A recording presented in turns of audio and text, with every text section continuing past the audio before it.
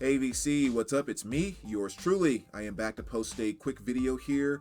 Gonna jump on board a contest this time. I was just watching Gary over at Physical Format Rock and Roll, one of the absolute coolest guys here in the VC. So if you're not familiar with Gary, make sure you go sub to his channel. But I was catching up on some of his videos, and he had done a video where he did a response to Trevor's 300 subscribers contest. And Trevor is at Trevor's Flat, Round, and Spun Vinyl Community. So that's the name of Trevor's channel. Trevor's Flat, Round, and Spun Vinyl Community. Gary had great things to say about him, and so I went over and checked out his channel, and he does seem like an absolute awesome guy. So I subbed, wanted to jump on board and support your channel with doing a response. And yeah, let's just kind of jump right into it. So he had basically 4 questions, and question number 1 was, show the first bought, gifted, or oldest record that still has meaning to you. Now, this was not the first record I ever bought. It was one of the very early ones, probably like in the top 10 of early records that I bought. But it's the oldest one that's the actual copy I still have. And that would be this right here, which is the Iran's Land of Hunger. Now, as you can see, it's pretty beat up there. And those of you that kind of know my channel know that I'm a big stickler about condition. So like the only reason I'm even keeping this is because it is the actual copy that I had from way back when, which was somewhere right around 5th grade, 5th or 6th grade. Land of Hunger was a kind of a huge hit on BET with Video Soul back in the day. And I just became just completely fascinated with the Irons. And I wasn't collecting vinyl at the time, but I had never seen a cassette of their album. And I really didn't have money to go out and buy a lot of cassettes anyway, so none of my friends had it. So when I happened to stumble into a store, a used record store at the time, and stumbled across this 12-inch single, I was like, yes, and I remember grabbing it. And yeah, and this was one of those groups, though, it was kind of like an 80s version of Daft Punk, you know, where, you know, every single interview and every single video, they wore these full suits, the motorcycle helmets, they had gloves on, so you never really knew who either one of them were. Their voices always sounded like they were either Middle Eastern. That's always the impression I got from their voices, but you never really knew. And even their names, like they have that little number on the front of their outfits there. Each one of them had that, and they just always referred to each other by that number. And even the writing credits on the studio album, I should have pulled that out. The writing credits are the numbers. So yeah, when you're a little kid and you're seeing that, and they're sitting in interviews with those motorcycle helmets and, you know, making cool tracks like Land of Hunger and everything, like it was freaking mind blowing. I thought it was cool as heck.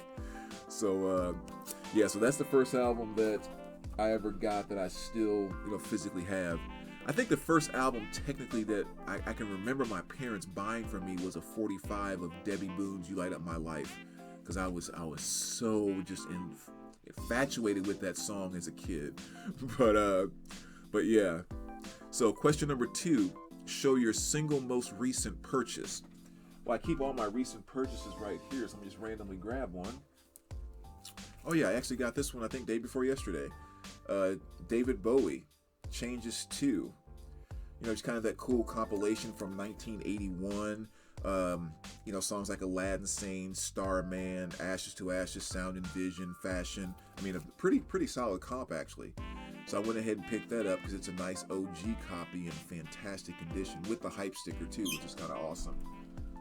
So yeah, that was just a day or so ago.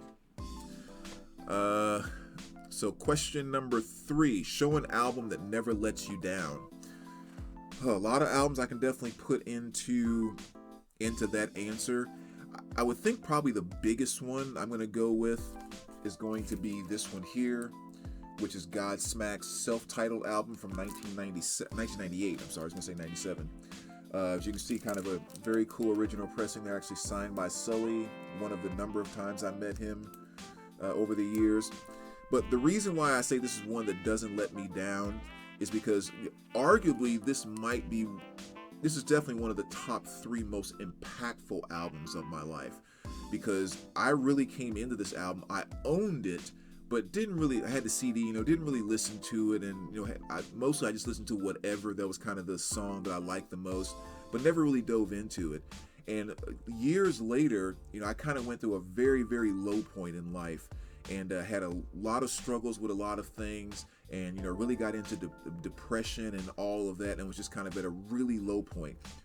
And I started listening to Godsmack 4, and I remember the song Shine Down on Godsmack 4 was just really kind of speaking to me, and I was like, okay, this group is kind of cool. And then I went back and decided to check this out, and for some reason this album just started speaking to me like in just one of the most major, gigantic ways. And all of a sudden I went from being like, depressed and having all these issues around me and all these other things, to just like being so fired up about wanting to go out and live my life, and a lot of it being based around music. That's right about the time I got into collecting vinyl. So this is like in my, I would say my early 30s or something like that. It's right at the time I started getting into collecting vinyl, and then all of a sudden, I got so obsessed with Godsmack, like all of a sudden I'm traveling just all over the country, seeing them everywhere. It's like, oh, they got a concert in Omaha, Nebraska, I'm going. Kansas, Bonner, Kansas, I'm going. St. Louis, I'm going. Chicago, I'm going. New Jersey, I'm going. Atlanta, I'm going. Like, there was about a year and a half there where you probably thought I was one of the roadies, because like everywhere they were, I was there. And it just didn't mean anything to me just to pack up my bag in the middle of the week and hop on a flight and take off and go see them and come back a day or two later. And it's like, that was freaking awesome. And so just like that experience with getting so connected with them and this album just filtered its way into like all of these other areas in my life, because that fire was just back.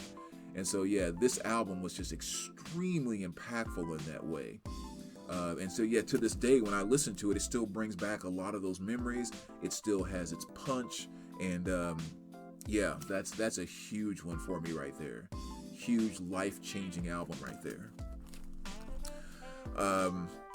So question number 4, give a shout out to another channel that has less subs than you. God, I mean, so many to choose from there. I didn't even know how to pick one. So what I decided to do was I was gonna pick the last person I spoke to or communicated with. And so that would be about 30 minutes ago. I was talking with Mr. Billy Crayoni. Those that don't know him, his channel, and again, I'll put a link down below, is 80s Music Junkie.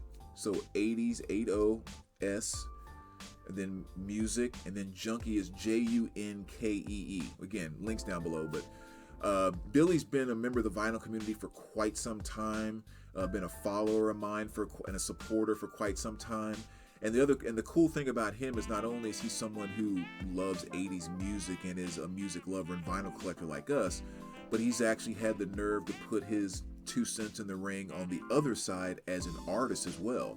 So he's put out a number of different albums over the years. I think he's put out 4 studio albums on vinyl already, and he has another one coming out July 4th. So, keep in tune around here, and I'll definitely be kind of showing that when it does come out, maybe doing a giveaway with 1 or 2 of them or something of that nature.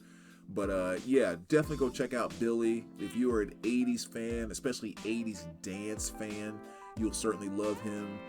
He still tours and everything. Like, I know he does a lot of openings for acts like Debbie Gibson is on. She pops up on his albums. He's done collaborations with Boy George. He's done collaborations with Gloria Estefan, Tiffany, and just like Lisa and the Cult Jam. Like he's very connected with that huge, like, awesome 80s crowd. And if you like 80s music, you'll love him. So anyway, there you go, VC. Trevor, congratulations on the 300 subs, man. Glad I found your channel. Got a chance to jump on board. As always, let me know what you think, and we will talk to you soon. All right, take care, guys. Have a good weekend.